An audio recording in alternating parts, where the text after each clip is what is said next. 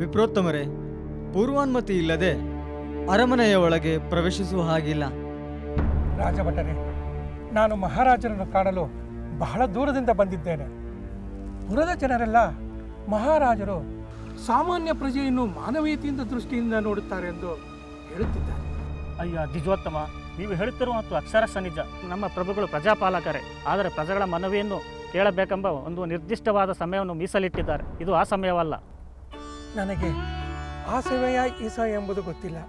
ನನ್ನ ಮಗಳ ಮದುವೆ ನಿಶ್ಚಯವಾಗಿದೆ. ಮಹಾರಾಜರನ್ನು ನಾನು ಸಹಾಯ ಬಿಡಲು ಬಂದಿದ್ದೇನೆ.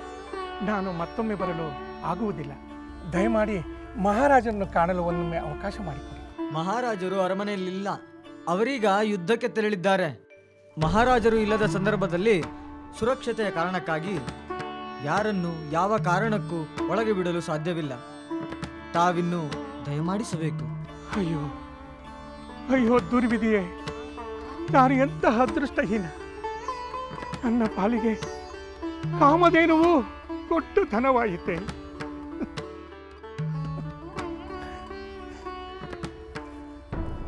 ದ್ವಿಜೋತ್ತಮರೇ, ದಯಮಾಡಿ ನಿಲ್ಲಿ.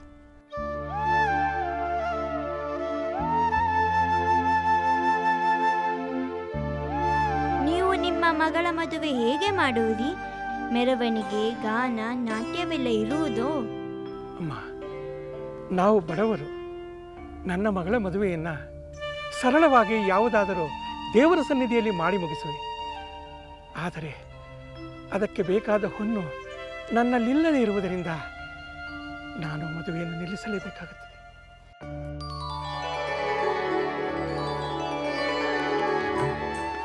ಪೂಜ್ಯರೇ, ನಿಮ್ಮ ಮಗಳ ಮದುವೆ ನಿಲ್ಲಬಾರದು. ನನ್ನಲ್ಲಿರುವ ಈ ಒಡವೆಗಳು ಉಪಯೋಗಕ್ಕೆ ಬರಬಹುದು. ದಯಮಾಡಿ ಸ್ವೀಕರಿಸಿ.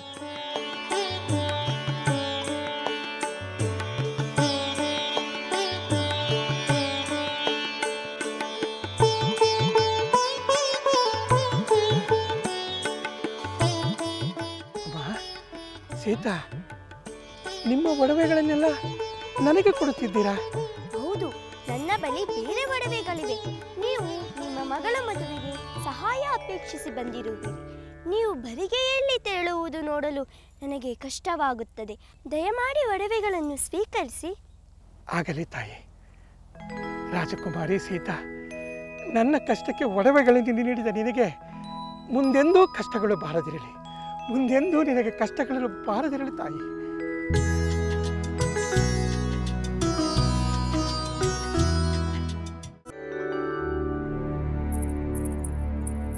ಅಮ್ಮ, ಸೀತೆ ತಾನು ತೊಟ್ಟ ಒಡವೆಗಳನ್ನೆಲ್ಲ ದಾನ ಮಾಡಿದ್ದಾಳೆ.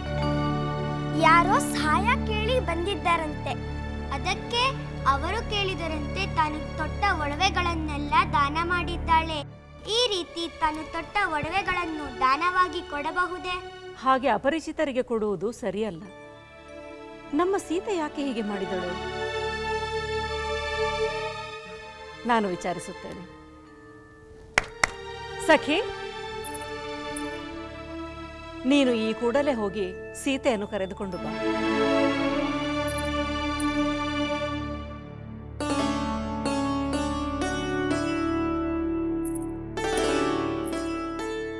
ಅಮ್ಮ, ನೀವು ನನ್ನೊಡನೆ ಮಾತನಾಡಬೇಕೆಂದು ಹೇಳಿದ್ದೀರಂತೆ.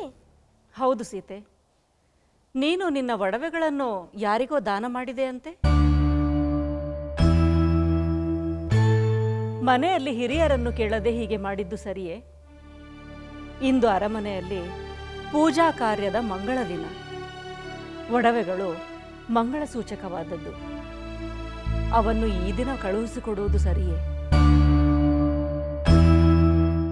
ಅಮ್ಮ, ಮಂಗಳಕರವಾದ ವಸ್ತುಗಳು ಮತ್ತೊಂದು ಮಂಗಳ ಕಾರ್ಯಕ್ಕೆ ಉಪಯೋಗವಾಗುವುದೆಂದು ಕೊಟ್ಟೆ. ಆ ವಿಪ್ರೋತ್ತಮರು ತಮ್ಮ ಮಗಳ ಮದುವೆ ಮಾಡಲು ಸಹಾಯ ಅಪೇಕ್ಷಿಸಿ ಅರಮನೆಗೆ ಬಂದು ನಿರಾಶೆಯಿಂದ ಹೋಗುವುದು ಶ್ರೇಷ್ಠಕರವಿಲ್ಲ ಎಂದು ಎನಿಸಿತು.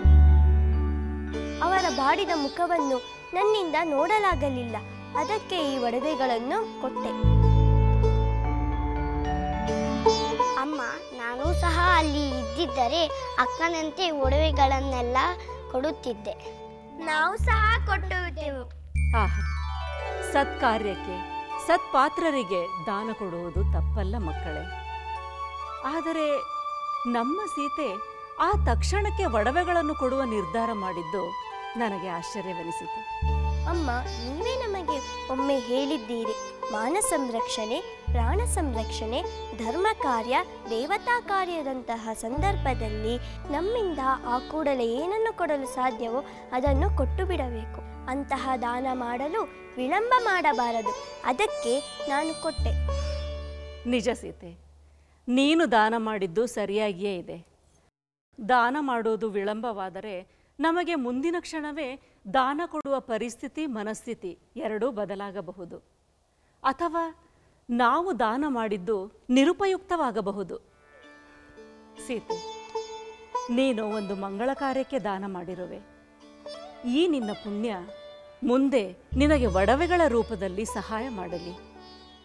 ಆ ಒಡವೆಗಳು ನಿನಗೆ ಸಂತೋಷ ನೀಡಲಿ, ನಿನ್ನ ಆಪತ್ತನ್ನು ಪರಿಹರಿಸಲಿ. ಅಮ್ಮ, ನಿನ್ನ ಹಾರೈಕೆಗೆ ನಾನು ನಮಿಸುವೆ. ಆಗಲಿ, ಬನ್ನಿ ಈಗ ಎಲ್ಲರೂ ಮಂದಿರಕ್ಕೆ ಹೋಗೋಣ.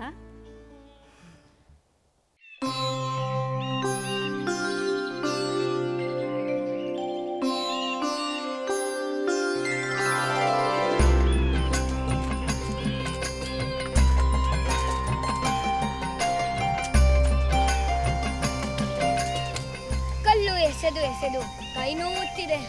ಮರದಿಂದ ಒಂದು ಹಣ್ಣು ಬೀಳಲಿಲ್ಲ. ಹಣ್ಣುಗಳು ತುಂಬಾ ಮೇಲಿದೆ, ಕಿತ್ತಲು ಕೂಡ ಸಾಧ್ಯವಿಲ್ಲ.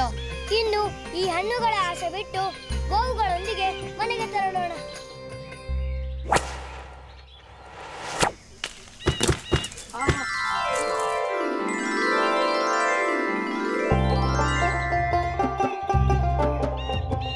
ಯಾರೋ ನಮ್ಮ ಆಸೆ ಕೇಳಿ ಬಾಣ ಪ್ರಯೋಗಿಸಿ ಹಣ್ಣು ಬೀಳುವಂತೆ ಮಾಡಿದ್ದಾರೆ. ಇಂತಹ ಕರುಣೆ, ಇಂತಹ ನೈಪುಣ್ಯ ರಾಮಚಂದ್ರನದೇ ಆಗಿರುತ್ತದೆ. ಹೌದು ಹೌದು, ರಾಮಚಂದ್ರನಿರುವಲ್ಲಿ ನಾವು ಬಯಸಿದ್ದು ಸಿಗುತ್ತದೆ. ನಡೆಯಿರಿ, ಹೋಗೋಣ. ಸಹೋದರ, ಈ ನಿನ್ನ ಬಾಣ ಪ್ರಯೋಗ ಕೌಶಲ್ಯವನ್ನು ಇಲ್ಲಿ ನೋಡಿದಂತೆ ಅರಣ್ಯದಲ್ಲೂ ನೋಡಬೇಕೆಂಬ ಆಸೆಯಾಗುತ್ತಿದೆ. ಅದಕ್ಕೆ ಮೃಗಗಳ ಬೇಟೆಯಾಡಲು ವಿಶೇಷ ಕೌಶಲ್ಯವೂ ಬೇಕಾಗಿದೆ. ಆ ಕೌಶಲ್ಯವು ನಿನ್ನಲ್ಲಿದೆ. ಆದ್ದರಿಂದ ನಾವು ಕಾಡಿಗೆ ಹೋಗೋಣವೇ? ಲಕ್ಷ್ಮಣ, ನಾನು ನಿನ್ನ ಆಸೆಯನ್ನು ನಿರಾಕರಿಸುವುದಿಲ್ಲ. ಆದರೆ ಹಿರಿಯರ ಅನುಮತಿಯನ್ನು ಪಡೆಯದೆ ಅರಣ್ಯಕ್ಕೆ ಹೋಗುವುದು ಸೂಕ್ತವಲ್ಲ. ಹಾಗಾದರೆ ನಾವು ಅಮ್ಮನ ಬಳಿ ಅನುಮತಿಯನ್ನು ಪಡೆದು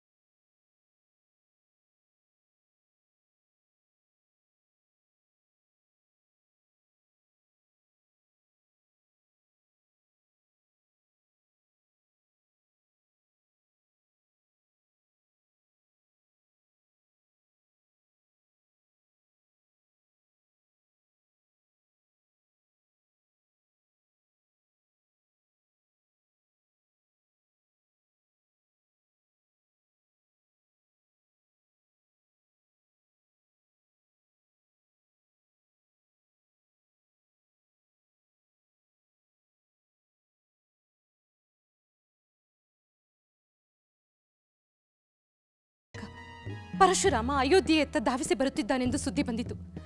ಅದಕ್ಕೆ ನಾನಿಲ್ಲಿಗೆ ಬಂದೆ. ಸಹೋದರಿ, ಆ ಪರಶುರಾಮ ಅದೆಷ್ಟೋ ಬಾರಿ ಬಂದಿದ್ದಾರೆ, ಹೋಗಿದ್ದಾರೆ. ಅವರಿಗಾಗಿ ನಾವಿನ್ನೂ ಏಕೆ ಆತಂಕ ಪಡಬೇಕು? ಸೋದರಿ, ಆ ಪರಶುರಾಮ ಕಾರ್ತ್ಯ ವೀರಾರ್ಜುನ ಮೇಲೆ ಕೋಪಕ್ಕೆ ಭೂಪ್ರದರ್ಶನವನ್ನ ಮಾಡುತ್ತಾ ಕ್ಷತ್ರಿಯ ಕುಲವನ್ನೇ ನಿರ್ನಾಮ ಮಾಡುವೆನೆಂದು ಪಣತೊಟ್ಟು ತನ್ನ ಕೊಡಲಿಯಿಂದ ಕ್ಷತ್ರಿಯರನ್ನು ಸಂಹಾರ ಮಾಡುವುದನ್ನ ಇನ್ನೂ ನಿಲ್ಲಿಸಿಲ್ಲ.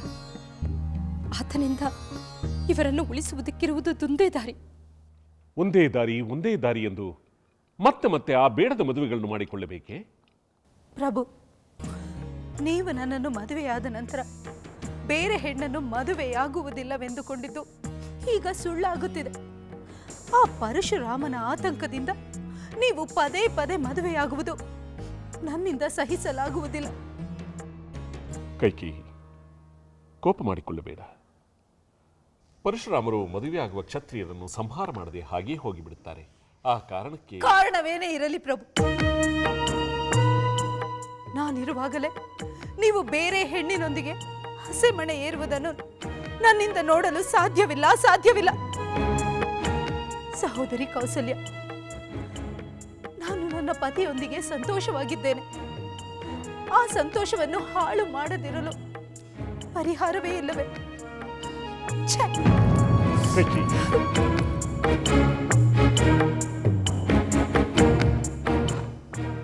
ಕೌಸಲ್ಯ, ಕೈಕೇಯಿ ಹೇಳಿದ ಹಾಗೆ ಬೇರೆ ಯೋಚನೆ ಮಾಡುವುದು ಸಾಧ್ಯವಿಲ್ಲವೇ? ದಯವಿಟ್ಟು ಅರ್ಥ ಮಾಡಿಕೊಳ್ಳಿ. ಯಾವುದನ್ನು ಯೋಚಿಸುವುದಕ್ಕೆ ಈಗ ಸಮಯವಿಲ್ಲ. ಯಾವ ಸತಿಯು ತನ್ನ ಪತಿಗೆ ಇನ್ನೊಂದು ಮದುವೆ ಮಾಡಲು ಇಚ್ಛಿಸುವುದಿಲ್ಲ, ಸ್ವಾಗತಿಸುವುದಿಲ್ಲ. ಕೈಕೇಯಿ ಬೇಸರಕ್ಕಿಂತ ನೀವು ಸುರಕ್ಷಿತವಾಗಿರುವುದೇ ಮುಖ್ಯ. ದಯವಿಟ್ಟು ಅಲಂಕರಿಸಿಕೊಂಡು ಕಲ್ಯಾಣ ಮಂಟಪಕ್ಕೆ ನಡೆಯಿರಿ. ನೀವು ಮದುವೆ ಆಗುತ್ತಿದ್ದೀರೆಂದು ತಿಳಿದು ಆ ಪರಶುರಾಮ ಹಿಂದಿರುಗುತ್ತಾನೆ. ಹಾಗೆ ಆಗಲಿ. ನಾವು ಬದುಕುಳಿದರೆ ಕೈಕೇಯಿಯನ್ನು ಸಮಾಧಾನಪಡಿಸಬಹುದು. ಆಯ್ತು ಸ್ವಾಮಿ.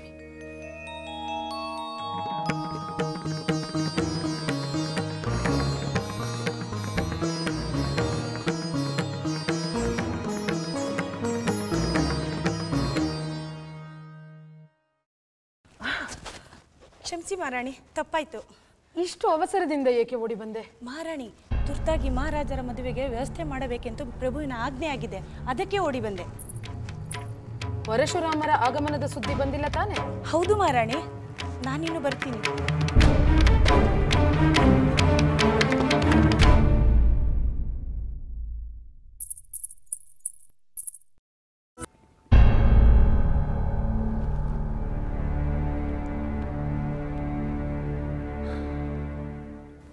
ಕೈಕೇಯಿ, ರಾಣಿ, ಹೊಸ ಮದುವೆ, ಹೊಸ ರಾಣಿ. ಇಷ್ಟಾದ ಮೇಲೂ ಪ್ರಭುಗಳು ಈ ಹಳೆಯ ರಾಣಿಯ ಬಳಿ ಬರುವ ಅಗತ್ಯವೇನಿದೆಯೋ?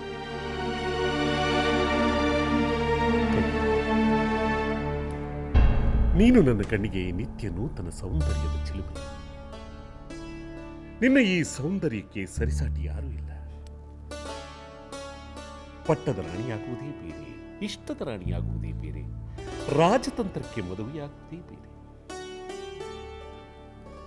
ರಾಜನಾದವನಿಗೆ ಅನೇಕ ಕಾರಣಗಳಿಗೆ ಮದುವೆಯಾಗಬೇಕಾಗುತ್ತದೆ.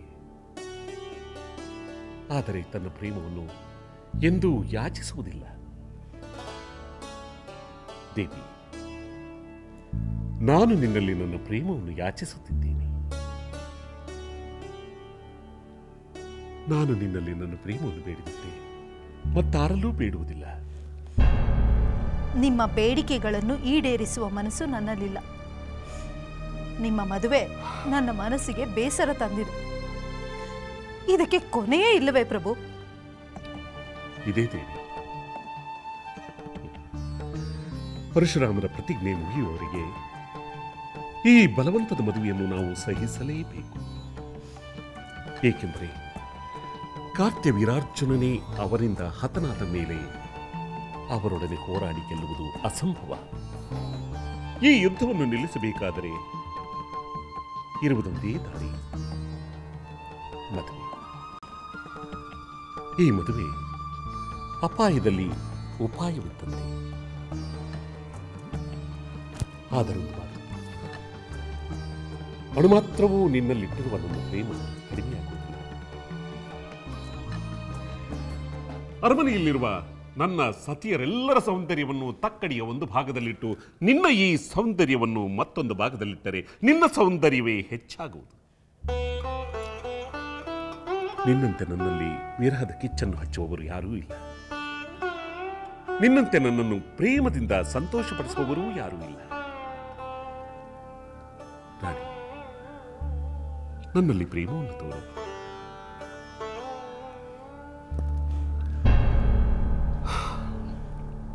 ಸರಿ, ನೀನು ನನಗೆ ಒಲಿಯದಿದ್ದರೆ ಆ ಪರಶುರಾಮರ ಕೊಡಲಿಗೆ ನನ್ನ ತಲೆಯನ್ನು ಕೊಡುವುದೇ ಲೇಸೆನಿಸುತ್ತದೆ. ಬೇಡಿ ಪ್ರಭು, ಬೇಡಿ. ಅಂತಹ ಅಮಂಗಲದ ಮಾತುಗಳನ್ನು ಆಡಬೇಡಿ. ನಾನೆಂದು ನಿಮ್ಮವಳೇ ಪ್ರಭು. ಸಂತೋಷವಾಯಿತು ರಾಣಿ, ಸಂತೋಷ.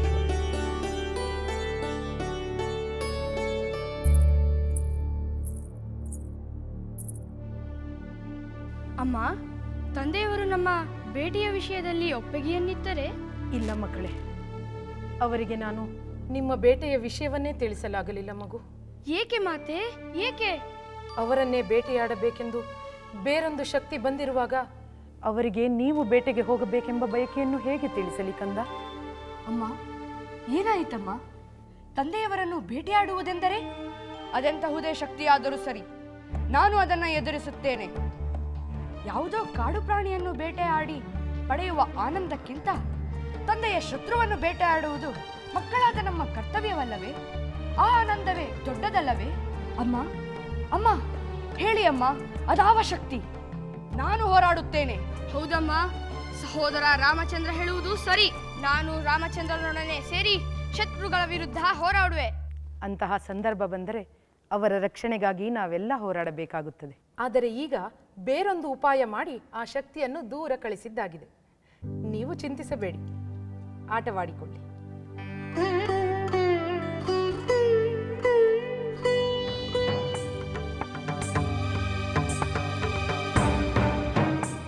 ಈ ರಾಮ ಮಾತನಾಡುವುದನ್ನು ಕೇಳಿದರೆ ಆ ಶಕ್ತಿ ಮುಂದೆ ಮತ್ತೆ ಎದುರಾದರೆ ಮುಂದೆ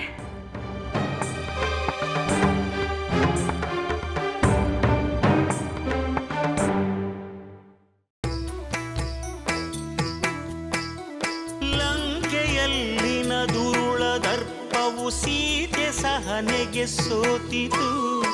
ಅಂಕೆ ಇರದ ಅಸುರ ಕುಲವು ರಾಮ ಬಾಣಕ್ಕೆ ಅಡಗಿತು.